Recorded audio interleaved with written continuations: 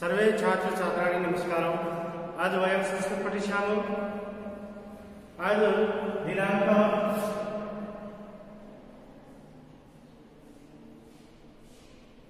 27/10/2020 कक्षायां B.Ed द्वितीय वर्ग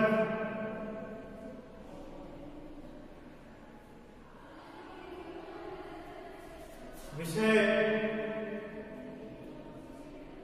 संस्कृत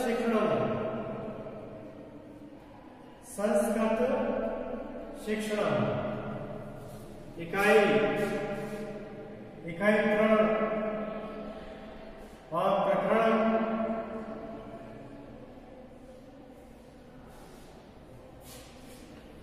जैसा कि आप जानते हैं कि कोई भी विषय पढ़ाने के लिए विषय का ज्ञाता होना जरूरी है। एक शिक्षक को अपने विषय का संपूर्ण ज्ञान रखना जरूरी है और संपूर्ण ज्ञान होने के नाते या संपूर्ण ज्ञान रखने के कारण ही वो एक अच्छा शिक्षण करा पाता है और अपना प्रभावशाली शिक्षण करा सकता है। अगर एक शिक्षक को अपने विषय का ज्ञान नहीं है और अपने विषय के प्रति उसको पूरी जानकारी नहीं है तो वो बच्चों को शिक्षार्थी को ज्ञान पूर्ण नहीं दे सकता। इसका मतलब यह है कि एक शिक्षक को अपने व्यवसाय के प्रति निष्ठा, रुचि, इच्छा शक्ति, उत्साह ये सभी होना जरूरी है।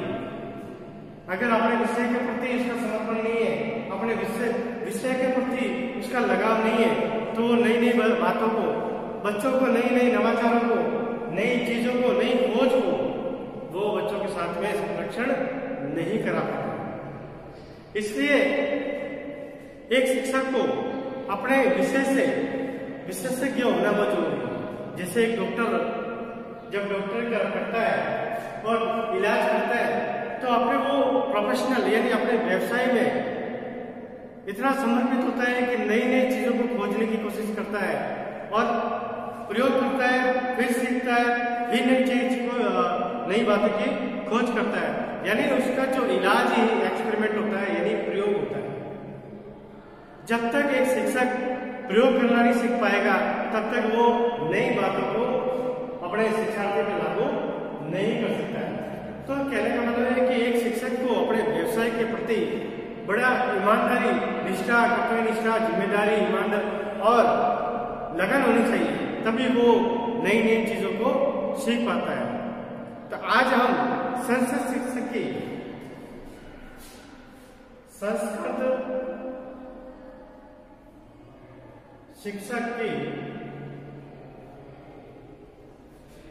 व्यावसायिक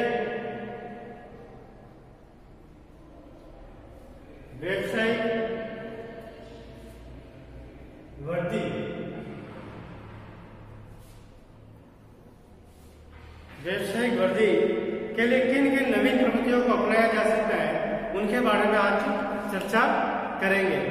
यानी हम हमारे व्यवसाय को आगे से आगे बढ़ावे या वृद्धि की जाए।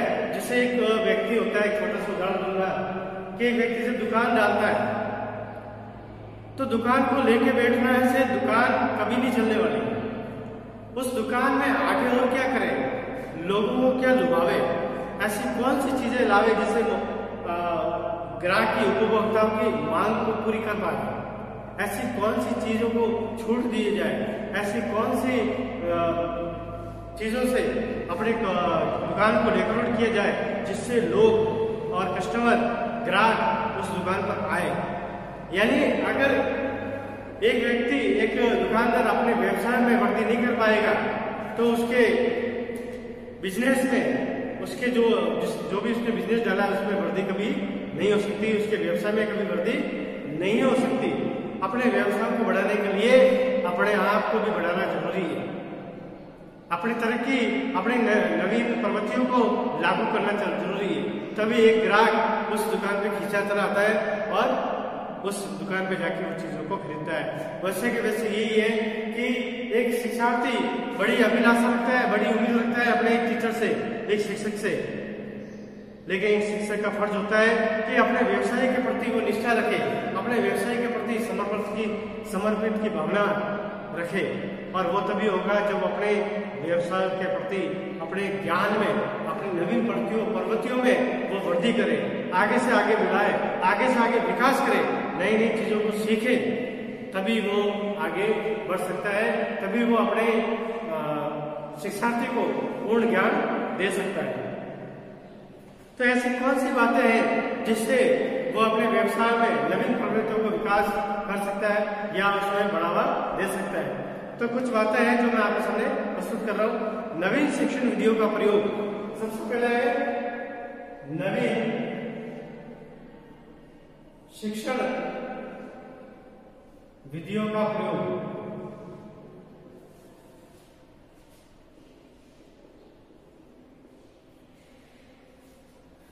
आपने देखा होगा कि प्राचीन काल से ही ज्ञान देने की प्रवृत्ति चली आ रही है। यानी उस समय बच्चे आश्रमों में, मठों में, बिहारों में जाकर पढ़ते थे और वहीं रहकर पढ़ते थे, लेकिन उस समय शिक्षण विधि अलग थी। और आज हम जो महाविद्यालय में, विद्यालय में शिक्षण विधि अलग है। ये शिक्षण विधियों में परिवर्तन इसलिए हुआ क्योंकि उस समय की परिस्थितियां सब अलग थी और आज की परिस्थितियां अलग है।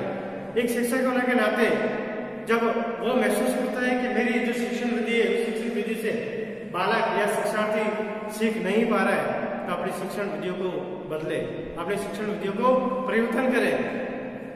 कई बार क्या होता है कि बच्चा अगर नहीं पढ़ता है तो वो बच्चे के अंदर दोष निकालता है या बच्चे को मारता है, पीटता है, जबकि ऐसा नहीं है। हमें हमारी शिक्षण विधि को परिवर्तन करना चाहिए। कई बार बच्चा हमारी शिक्षण विधि से भी उब जाता है, हमारे पढ़ाने के तरीके से उब जाता है, जिससे वो परेशान होकर पढ़ने में रुचि नहीं लेता है। इसलिए हमें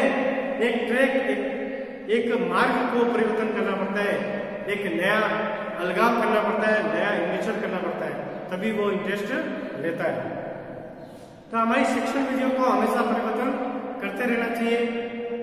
नवीन शिक्षण विधियों का प्रयोग शिक्षा की प्रमुख महत्वपूर्ण भूमिका है।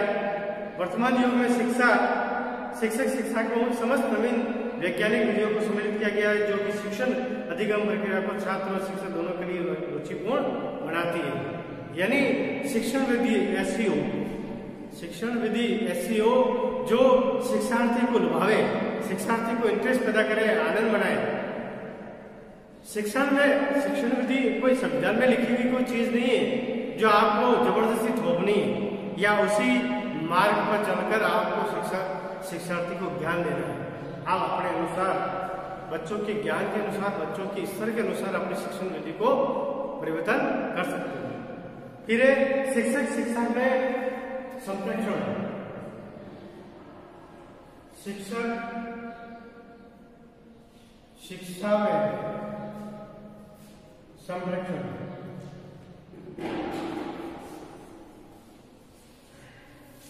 अब संप्रेषण का मतलब होता है कि अपना ज्ञान दूसरों तक संप्रेषित कैसे किया जाए, हस्तांतरित कैसे किया जाए।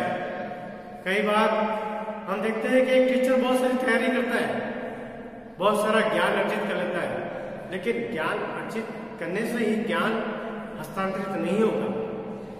उस हस्तांतरित करने का, यानी प्रेषित करने का, संप्रेषण करने का वो कला भी आनी जरूरी है। संप्रेषण क्वेश्चन आता है, अगर आप अपने ज्ञान को सही तरह से संप्रेषित नहीं कर पाओगे तो वो ज्ञान सिर्फ आप तक ही सीमित रहेगा। आपने कितना ज्ञान पढ़ा, एक बात बताऊंगा मैं आपको, क्या आपने रात भर पढ़ाई करी, आपने रात भर पढ़ाई करी, पूरी किताब को पढ़ लिया, लेकिन जब आपने परीक्षा में जाके उत्तर पुस्तिका में नहीं लिखा तो आपने कितनी पढ़ाई करी है वो मायने नहीं रखता है। आपने उत्तर पुस्तिका में कितना लिखा है वो मायने रखता है। आप 4 घंटे पढ़ो, 10 घंटे पढ़ो, 20 घंटे पढ़ो, वो कोई मायने नहीं रखेगा।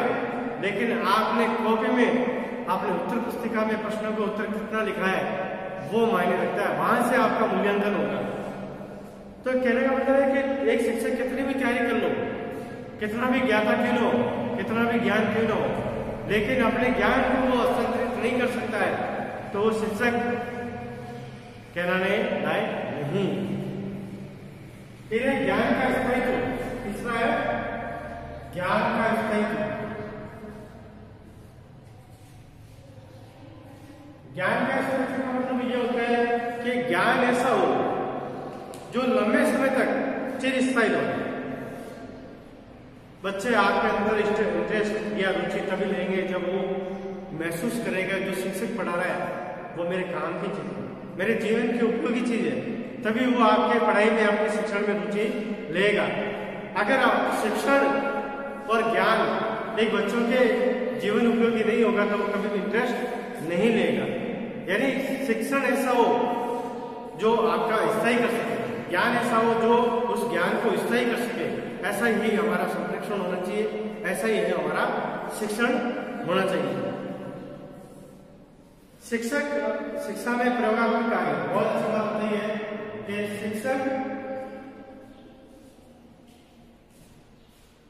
शिक्षा में प्रयोगात्मक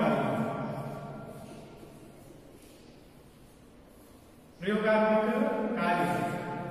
अब आप ये बोलोगे कि प्रयोग करने का कार्य तो सिर्फ विज्ञान के टीचर को होता है। नहीं, हर विषय में प्रयोग होते हैं।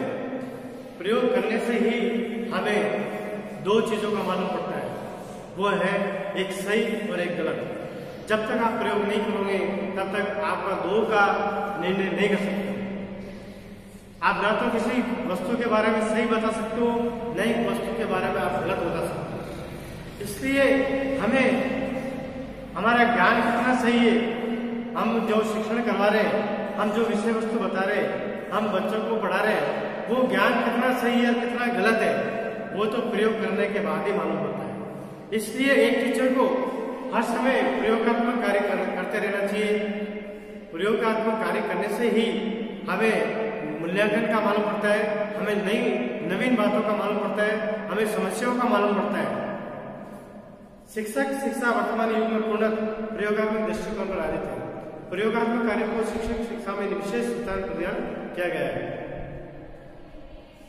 भावी शिक्षक को शिक्षण अभ्यास के समय अनेक कार्य ऐसे करने पड़ते हैं जो कि एक कुशल शिक्षक के लिए आवश्यक होते हैं, जैसे शिक्षण सहायक सामग्री को तैयार करना, आवश्यकता अनुसार प्रयोग करना, श्यामपट्ट लेख को सुंदर रूप में लिखना, ये सभी प्रयोगात्मक कार्य में आते हैं।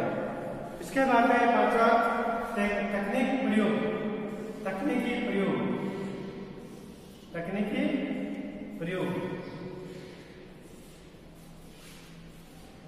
वर्तमान समय में शिक्षा में तकनीकी प्रयोग का पूर्ण रूप से हो रहा है। आज के युग में प्रभावी शिक्षण के लिए शिक्षा में तकनीक का प्रयोग आवश्यक है। शिक्षा में एक शिक्षक को तैयार करते समय शैक्षिक तकनीकी का प्रयोग करता है। कौशल का विकास करता है, कौशल का विकास।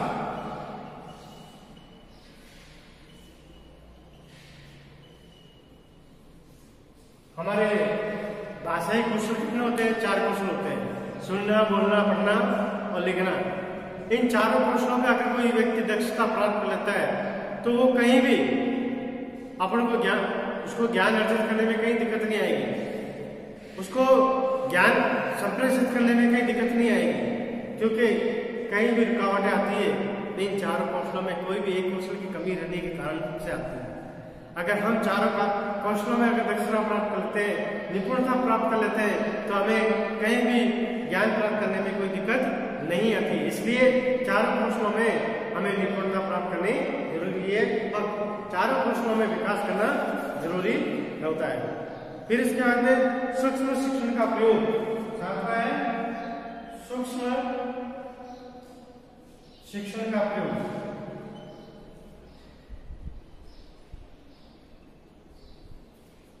सूक्ष्म शिक्षण, वर्तमान समय में शिक्षा का झुकाव सूक्ष्म शिक्षण की ओर है। आज शिक्षा में सूक्ष्म शिक्षण का प्रयोग व्यापक रूप से किया जाता है। उसके द्वारा किसी कौशल का विशेष विकास। सूक्ष्म शिक्षण का मतलब होता है माइक्रो टीचिंग। हम सूक्ष्म शिक्षण का ये एक शिक्षण ये बड़ा रूप है। मैं जब आपके सामने पढ़ा रहा हूँ ये एक बड़ा रूप है, इसको शिक्षण कहा जाता है। सूक्ष्म शिक्षण का मतलब होता है कि हर एक बात को बहुत ही बारीकी तरह से पहचानना और उसमें सुधार करना। उसमें उसको बोलते हैं सूक्ष्म शिक्षण। हर एक पाठ में शिक्षण कराते समय ऐसे बहुत से मतलब अलग अलग रोल होते हैं, अलग अलग भूमिकाएं निभाता है एक टीचर। जैसे मैं आपको बता दूं, श्यामपट्ट पे कार्य करना एक अलग है, व्याख्यान करना अलग बात है, व्याख्या करना अलग बात है, प्रश्न पूछना एक अलग बात है, उदाहरण देना एक अलग बात है, शिक्षण सामग्री का प्रयोग करना एक अलग बात है।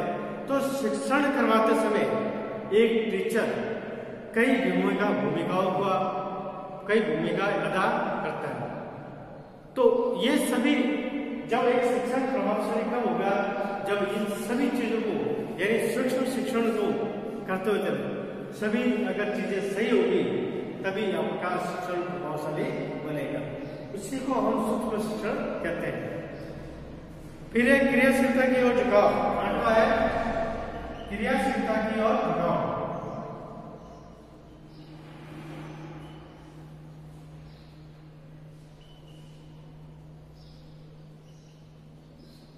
यानी शिक्षक को हमेशा अपने शिक्षण में क्रियाशील रहना जरूरी है।